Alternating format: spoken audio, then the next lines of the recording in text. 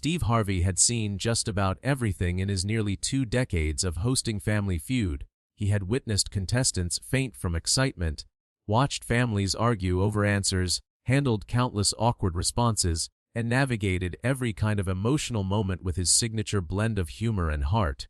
But on that cold January afternoon in 2025, something would happen that would bring the entire production to a complete halt, leaving Steve, the crew, the audience, and eventually millions of viewers around the world in stunned silence.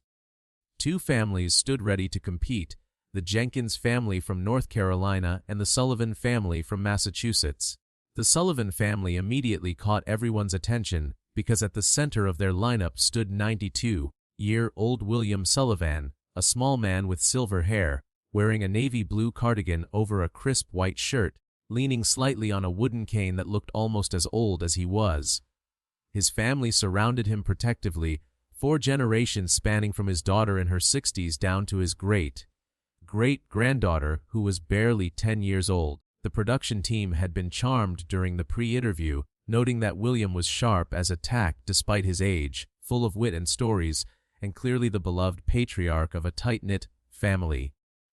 What nobody knew, not the producers, not Steve, not even most of William's own family, was that this 92-year-old man was carrying a secret so devastating, so carefully guarded for over 70 years, that when he finally spoke it aloud on national television, it would force everyone to confront the darkest chapters of American history that many would prefer to forget.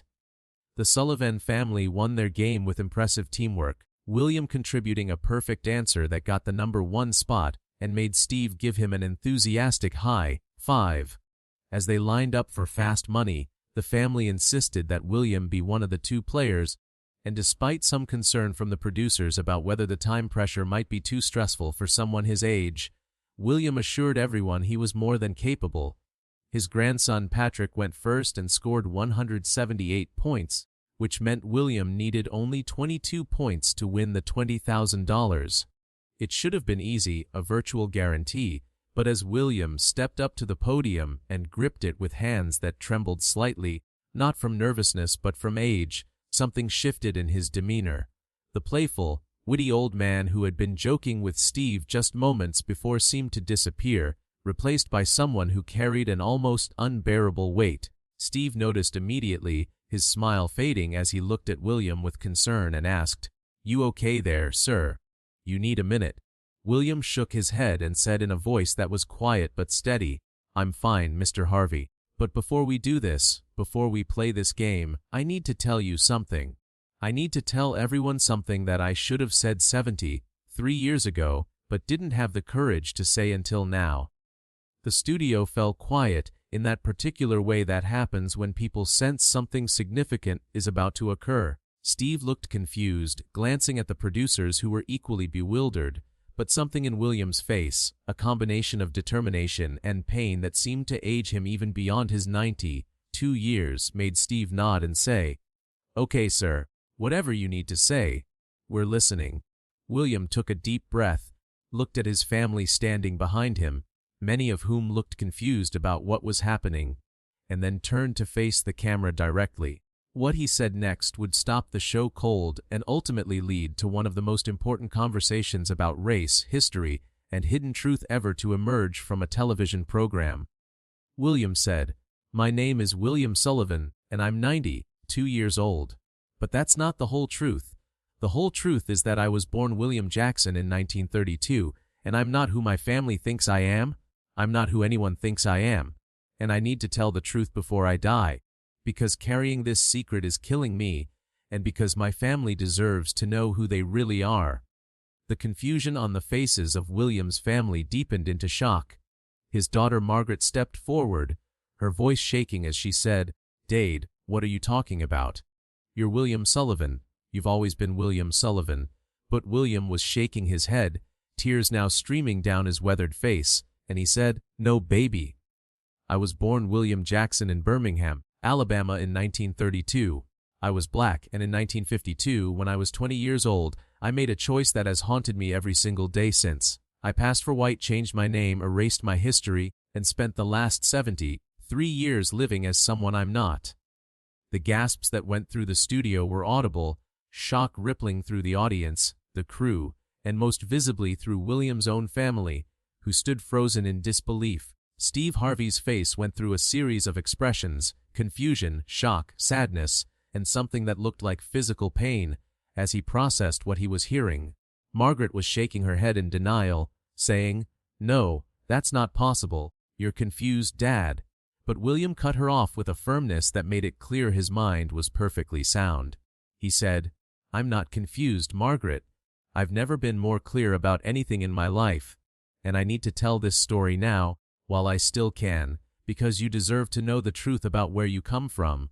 The story William began to tell took everyone back to 1932, to Birmingham, Alabama, to a neighborhood where black families lived in the shadow of Jim Crow laws and constant racial terror. William had been born to Samuel and Ruth Jackson, a couple who worked as a janitor and a domestic worker respectively, struggling to raise 4 children in a system designed to keep them poor and powerless. William was the lightest, skinned of the 4 Jackson children, with features that even as a baby caused people to comment, to look twice, to whisper. His father Samuel was dark-skinned, but his mother Ruth was very light, the product of generations of mixture that characterized many black families in the South, mixture that often came from violence and exploitation rather than choice. William inherited his mother's light complexion, and as he grew, it became increasingly apparent that he could, if he chose to, pass for white. By the time he was a teenager, William was regularly mistaken for white when he ventured outside his neighborhood, a mistake he would quickly correct because in 1940s Birmingham, being caught pretending to be white could get you killed. His family warned him constantly to be careful, to never let anyone think he was trying to pass, to always make his race clear, because the punishment for crossing that line was severe. But William grew up watching his father be humiliated daily, forced to enter buildings through back doors, step off sidewalks when white people approached, accept lower wages for harder work, and swallow his dignity just to survive. He watched his mother clean the homes of white families who treated her as less than human, who never used her name but called her girl. Even though she was a grown woman, he watched his darker-skinned siblings face even harsher treatment, doors that were closed to them, opportunities denied, constant fear of violence. And William, light enough to be ambiguous, found himself living in a strange in-between space where he was black in his neighborhood, but could sometimes move through white spaces undetected, experiencing firsthand how differently people treated him when they thought he was white versus when they knew he was black. The contrast was stark and enraging and eventually became too tempting to resist. When William was 19, in 1951, his older brother Thomas was lynched. Thomas had been accused of looking at a white woman the wrong way, an accusation that was almost certainly false, but that didn't matter in Birmingham in 1951. A mob took him in the night, and his body was found hanging from a tree on the edge of town the next morning. The police called it suicide, a claim so absurd it would have been laughable if it wasn't so horrific, and no one was ever arrested or charged. William's family was destroyed by Thomas's murder, his mother never recovering, his father becoming a shell of himself, and William himself consumed by rage and fear and a desperate desire to escape. In early 1952, William made a decision that would alter the course of his entire life. He left Birmingham in the middle of the night with a few dollars he had saved and a determination to never come back. He traveled north, settling eventually in Boston where no one knew him, and he did something that was simultaneously an act of survival and an act of betrayal. He began living as a white man. He changed his name from William Jackson to William Sullivan, claiming Irish heritage, and he simply stopped correcting people when they assumed he was white. It was shockingly easy in some ways and impossibly difficult in others. Physically, he could pass, his light skin and features read as white in contexts where no one was looking for signs of blackness. He learned to speak differently, to carry himself differently, to laugh at racist jokes even as they cut him, to nod along when white people said horrible things about black people, never revealing that he was one of them. He got jobs that would never have been available to him as a black man, rented apartments in white neighborhoods, ate at white restaurants, and slowly built a life in a world that would have rejected him if they had known the truth. The psychological toll was immense, the constant vigilance required to maintain the lie, the fear of being discovered, the guilt of abandoning his family and his identity, and the rage he felt at a society that made this choice seem like his only option for safety and opportunity. William met Catherine O'Brien in 1954, a white woman from an Irish Catholic family in South Boston. She was kind and funny and had no idea that the man she was falling in love with was living a lie. William wanted to tell her, came close several times, but he was terrified that she would reject him, that her family would react violently, that his entire new life would crumble. So he married her in 1955 without ever telling her the truth, and they began building a family together, Catherine believing she had married a white man of Irish descent when in reality she had married a black man who was passing. They had 3 children, Margaret in 1956, Robert in 1958, and Susan in 1960, and William raised them as white children, never telling them about their black heritage, their grandmother Ruth, who had died in 1959, without ever seeing her son again, their grandfather Samuel, who died in 1965 believing William had abandoned the family, or their uncle Thomas, who had been lynched. William's other siblings, his younger brother James and his younger sister Anna, tried to find him for years but eventually gave up, believing he had either died or had chosen to cut ties with his family completely. Neither of them knew that William was alive and living as a white man in Boston, had married a white woman, and was raising white children who had no idea that they were, by the racial classifications of the time, black. The decades passed and William's lie became more entrenched with each year. His children grew up fully identified as white, married white spouses, and had children of their own who were also raised as white. William's wife Catherine died in 1998, never knowing the truth about her husband's identity. William considered telling his children after Catherine's death, thought maybe it was finally time to be honest, but by then they were in their 40s with families and identities of their own, and he couldn't figure out how to tell them that everything they thought they knew about themselves and their heritage was based on a lie he had constructed 70 years earlier. So he remained silent, watching his grandchildren and then his great-grandchildren grow up as white people, watching them move through the world with a privilege that had been denied to him in his youth, and carrying alone the knowledge of who they really were. The guilt ate at him constantly, guilt about abandoning his family in Birmingham, guilt about lying to Catherine their entire marriage, guilt about raising his children in a lie, and guilt about denying his grandchildren and great-grandchildren their true heritage. He tried several times over the years to write letters explaining everything, but he could never finish them, could never find the words to explain a choice that even he didn't fully understand or forgive in himself. Then in 2024, when William was 91 years old, he received a message through a genealogy website that his granddaughter had signed him up for without his knowledge. The message was from a woman named Patricia Jackson, who believed they might be related based on DNA results that showed them as first cousins. Patricia explained that she was the granddaughter of James Jackson from Birmingham, Alabama, and that James had spent his entire life searching for his older brother William, who had disappeared in 1952. James had died in 2010, but before his death, he had worked with his children and grandchildren to document the family history and to keep searching for William, hoping that someday they might find him, or at least find out what had happened to him. Patricia had submitted her DNA to multiple genealogy sites as part of this search, and when William's granddaughter had signed him up and submitted his DNA as a birthday gift, the match had appeared immediately. Patricia's message said that if William Sullivan was actually William Jackson from Birmingham, if he was the son of Samuel and Ruth Jackson and the brother of Thomas, James, and Anna, then she was his niece and she had an entire family in Alabama who had never stopped looking for him. William sat in front of his computer reading this message over and over, his hands shaking, his heart racing, and his carefully constructed world crumbling. His granddaughter was asking excited questions about this unexpected relative, thrilled about expanding their family tree, not understanding what she had inadvertently uncovered. William knew he was facing a choice. He could ignore the message, delete his DNA profile, and take his secret to the grave as he had planned, or he could finally, after 73 years, tell the truth. He was 91 years old, his health was declining, and he knew he didn't have much time left. He thought about his brother Thomas hanging from that tree, about his mother Ruth dying without ever seeing him again, about his father Samuel who had worked himself to death believing his son had abandoned him.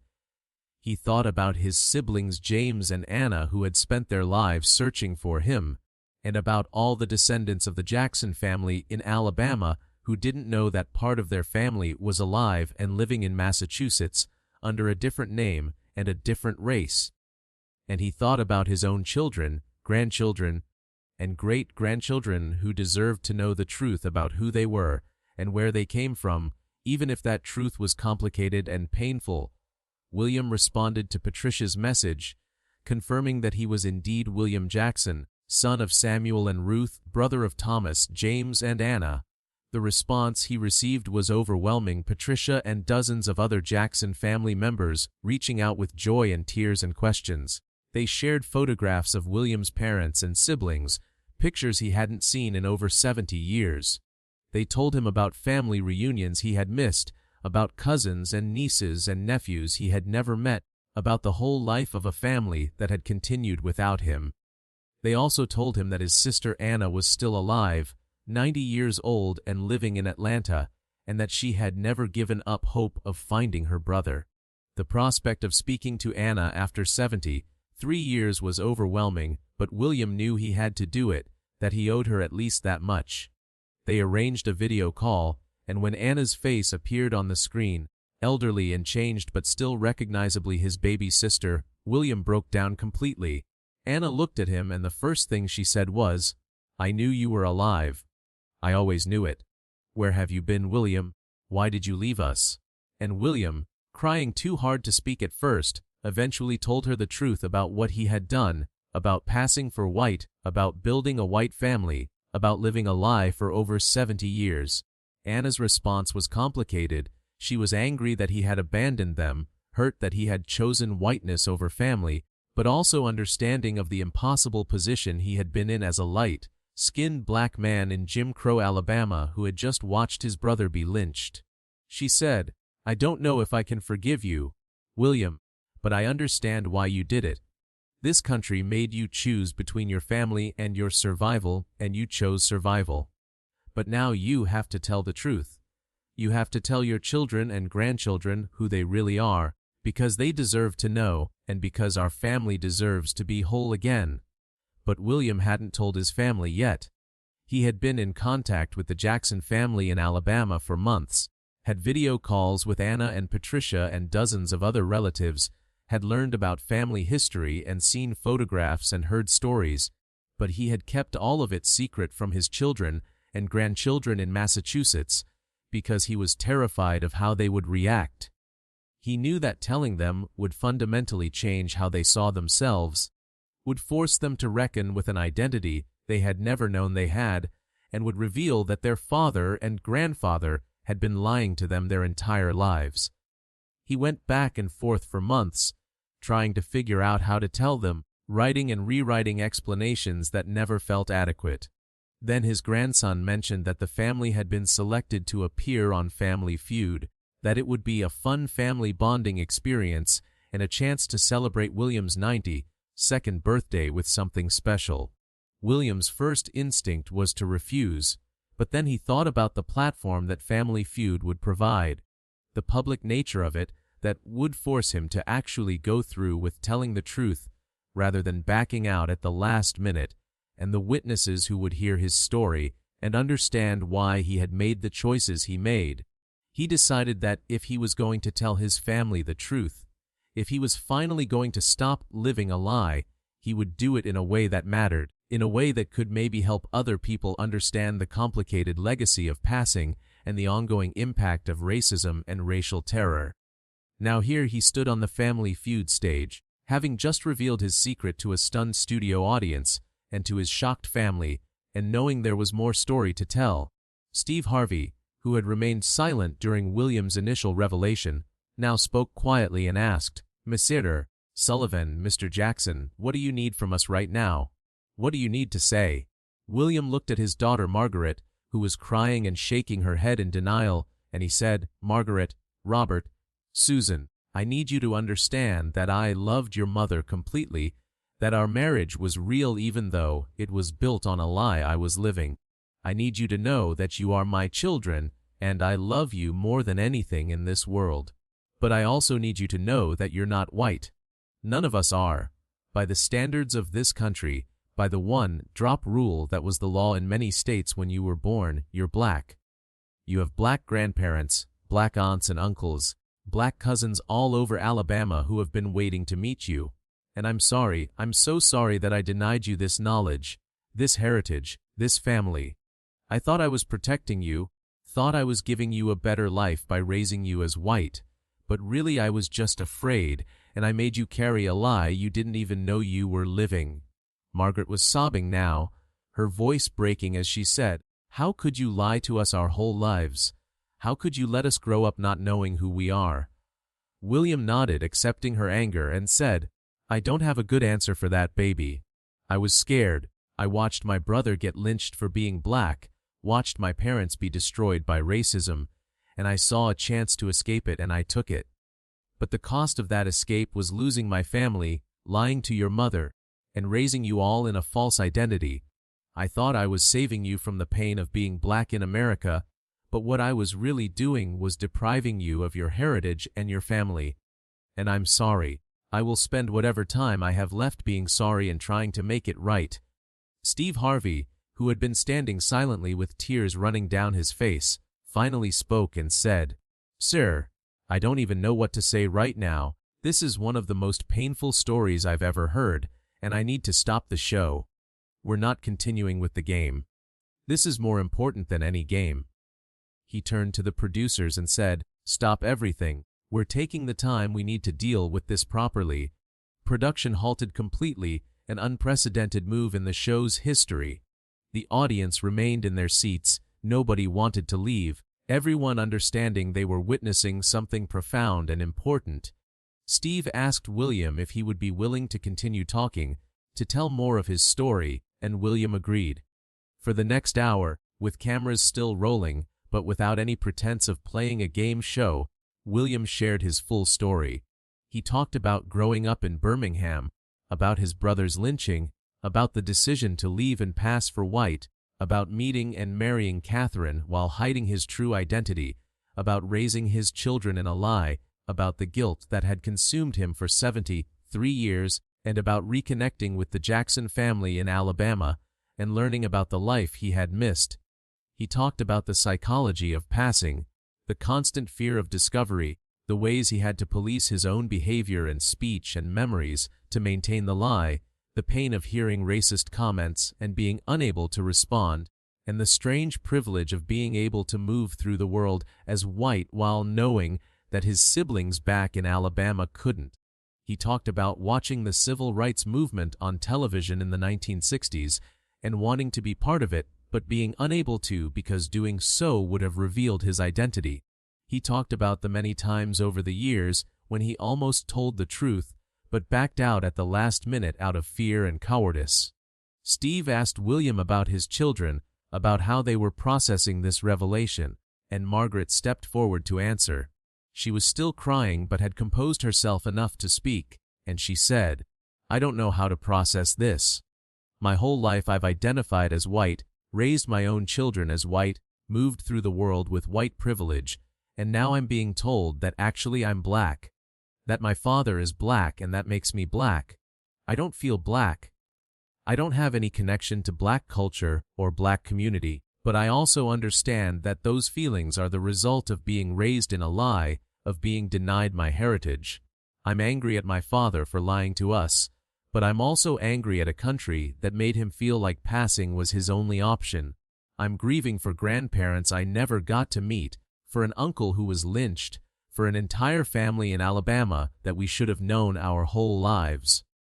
And I'm trying to figure out what this means for my children and grandchildren, how we move forward from here, how we embrace an identity that feels simultaneously true and foreign. Her siblings Robert and Susan nodded in agreement, both of them visibly struggling with the same complicated emotions. Steve then asked a question that had been on everyone's mind. "Mr. Jackson, you said you reconnected with your family in Alabama. Have your children met them yet?" William shook his head and said, "Not yet. I've been in contact with them for months, but I wanted to tell my children the truth first before introducing them. But now that the truth is out, I hope we can all meet soon. My sister Anna is 90 years old, and she doesn't have much time left, and I would like her to meet her nieces and nephew before she dies. I would like my children to know their aunt, and I would like all of us to be one family again, not Jackson versus Sullivan, not black versus white, just family." At that moment, Steve did something that would become one of the most memorable moments in television history. He revealed that the producers, after learning bits of William's story during the pre-interview process, had suspected something significant was going to happen and had reached out to the Jackson family in Alabama. They had flown Patricia Jackson, William's niece, to Los Angeles for the taping, and she was backstage waiting. Steve asked William if he would like to have her come out, and William nodded, unable to speak through his tears. Patricia walked onto the stage, a woman in her 60s, and she went straight to William and embraced him, saying, "Uncle William, we've been looking for you my whole life. Welcome home." Then she turned to Margaret, Robert, and Susan and said, "You're my cousins. I know this is overwhelming and confusing, but you have a whole family in Alabama who can't wait to meet you, who have been waiting to meet you for 73 years. We're not here to judge or to make demands. We just want to know you and to be part of your lives if you'll have us." The Sullivan children, still reeling from the revelation about their father and their identity, embraced Patricia tentatively at first, and then more fully as the reality of having this extended family began to sink in. The image of them all together, William at the center surrounded by both his white, identified children and his black niece, became an iconic representation of the complicated legacy of race in America, of families torn apart by racial terror and reunited decades later, and of the ongoing work of reconciling with painful history. The episode that eventually aired was expanded into a 2-hour special that included not just the on-stage revelation, but also follow-up interviews with William and his family, a visit to Birmingham where William returned for the first time in 73 years and was reunited with his sister Anna in person, a family reunion in Alabama where the Sullivan and Jackson families came together, and expert commentary from historians and psychologists about the phenomenon of racial passing and its long-term impacts. The special was watched by over 40 million people and sparked a national conversation about race, identity, passing, and the ongoing legacy of Jim Crow. The response was intense and divided. Some people praised William for finally telling the truth and sympathized with the impossible choice he had faced as a young black man in 1952 Alabama, while others condemned him for abandoning his family and living a lie for 73 years. Some people focused on the pain his revelation had caused his white, identified children, forcing them to reckon with an identity they had never known they had, while others focused on the pain his original family had endured, believing for decades that he was dead or had abandoned them. The black community in particular had complicated reactions, understanding the historical context that had made passing seem like a viable option, while also feeling betrayed by someone who had chosen whiteness and the privileges it offered over racial solidarity and family. William's children underwent their own public journey of processing their new identity. Margaret gave several interviews where she talked about the strange experience of being told at 68 years old that she was black, of having to reconsider her entire life and all her experiences through a new racial lens, and of struggling to figure out what it meant to claim blackness when she had no lived experience of being black and had in fact benefited from white privilege her entire life. She was honest about her anger at her father and her grief over the grandparents and extended family she had never known, but she was also honest about her determination to build relationships with her black relatives and to help her own children and grandchildren understand and embrace their heritage. Robert struggled more publicly, initially refusing to accept that he was black, arguing that race was more than just DNA and that a lifetime of being white couldn't be erased by a genealogy test and a revelation. But over time, as he got to know his Alabama relatives and learned about his family's history, he began to soften and to accept the complexity of his identity as someone who was racially black but had been culturally and socially raised as white. Susan took a different approach, throwing herself into learning about black history and culture, connecting with black community organizations, and being open about her journey on social media, where she received both support and criticism from people on all sides of the issue. The Sullivan grandchildren and great-grandchildren had their own processing to do, particularly around the question of identity and what it meant to claim blackness when they appeared white and had been raised white. Some embraced their black heritage enthusiastically, educating themselves about black history and culture, building relationships with their Alabama relatives, and being vocal about their identity even when people questioned it.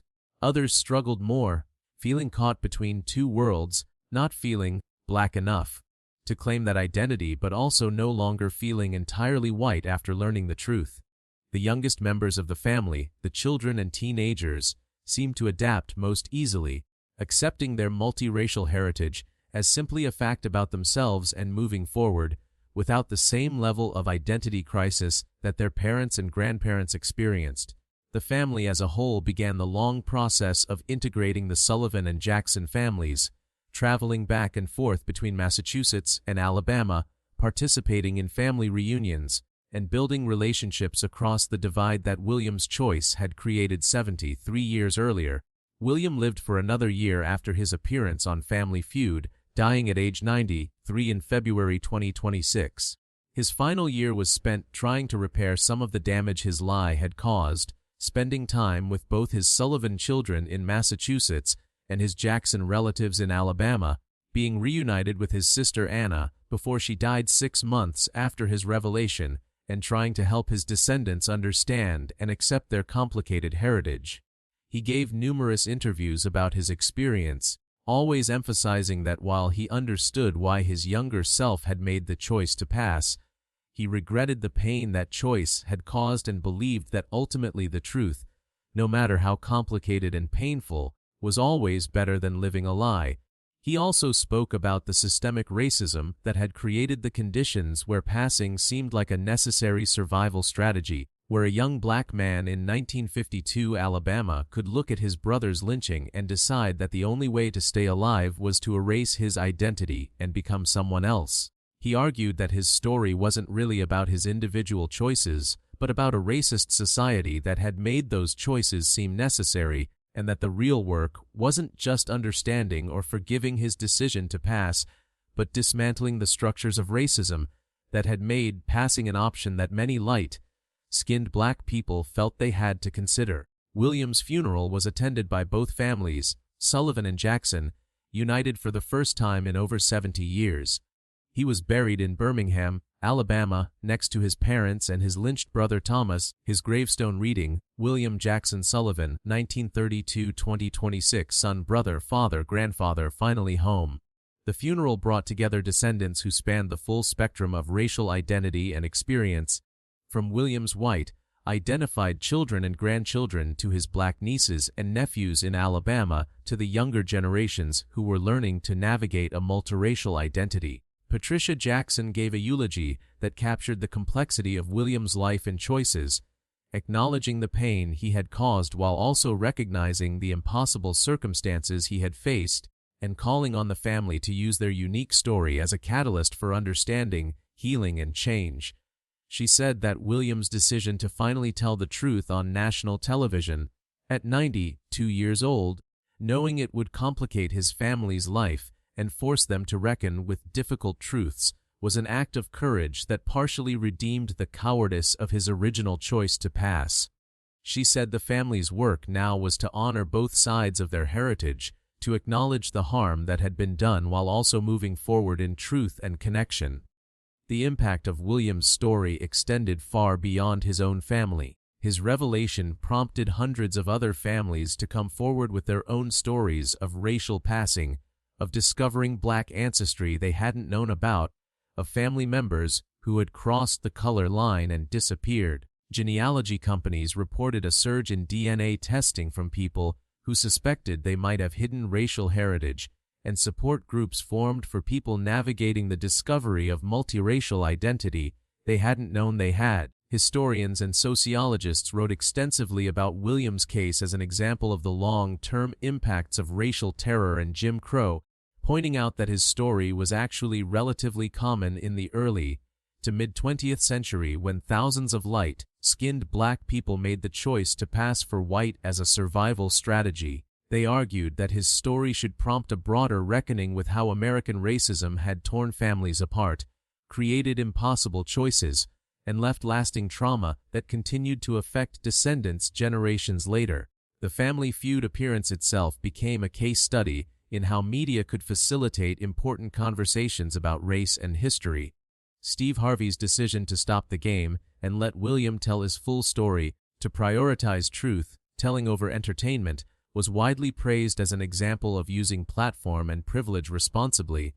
Steve himself spoke frequently about how meeting William had affected him, had made him think differently about the history of passing and about the ongoing ways that racism forced people to make impossible choices about identity and belonging. He used his platform to advocate for more honest conversations about race, for recognition of the complexity of racial identity, and for understanding that the legacy of Jim Crow and racial terror wasn't distant history, but something that continued to affect families today. In the years following Williams' revelation and death, the Sullivan-Jackson family became advocates and educators, using their story to teach about the history of passing, the psychology of racial identity, the long-term impacts of racism and racial terror, and the importance of truth-telling even when truth is painful and complicated.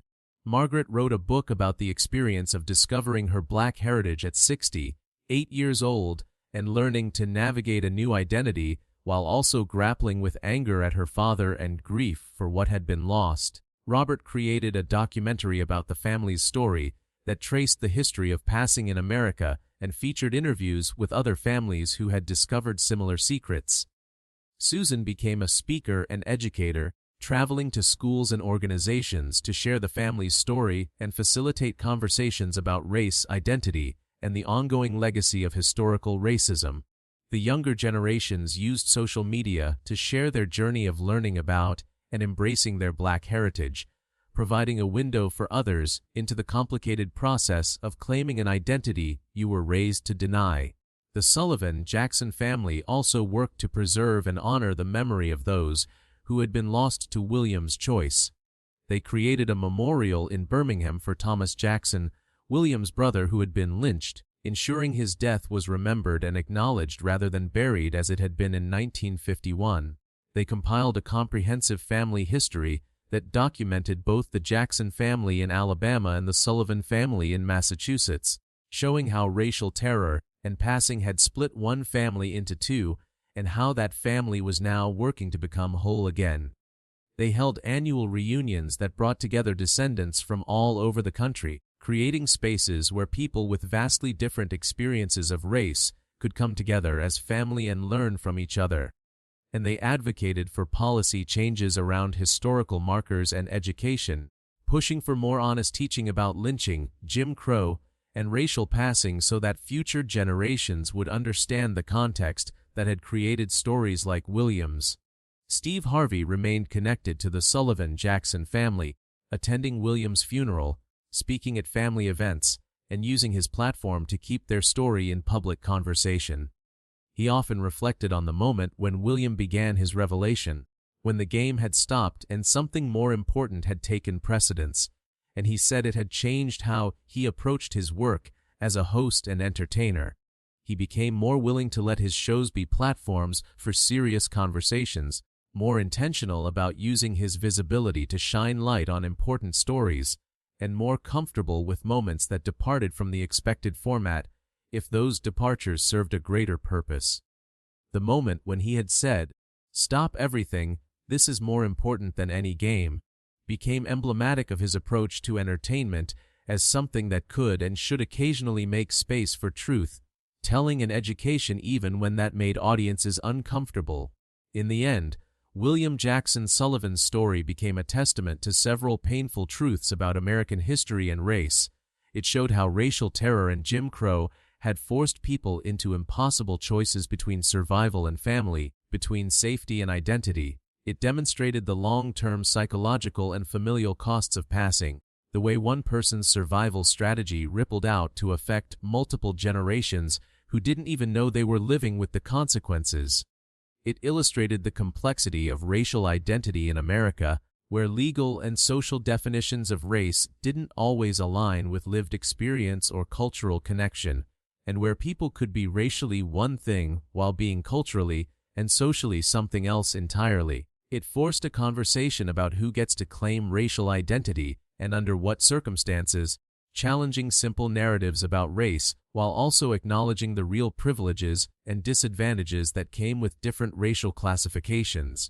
And it showed that truth-telling, even decades late and terribly painful, was ultimately necessary for healing and wholeness, that families and communities needed to know their full histories in order to understand themselves and move forward. The Sullivan-Jackson family never claimed to have fully resolved all the tensions and questions that William's revelation had raised. Years after his death, they still struggled with questions about identity, belonging, and what it meant to honor both sides of their heritage when those sides came from such different experiences and contexts. But they continued to show up for each other, to have difficult conversations, to educate themselves and others, and to insist that their complicated story mattered and deserved to be told. They said that William's choice to finally tell the truth, however late it came, had given them something precious even though it was painful, the gift of knowing who they really were, of being connected to family they hadn't known existed, and of understanding their place in a longer history of racism, resistance, and survival. They said that carrying secrets might feel safer in the moment, but that ultimately the truth, with all its complications and pain, was the only foundation on which real relationships and real healing could be built.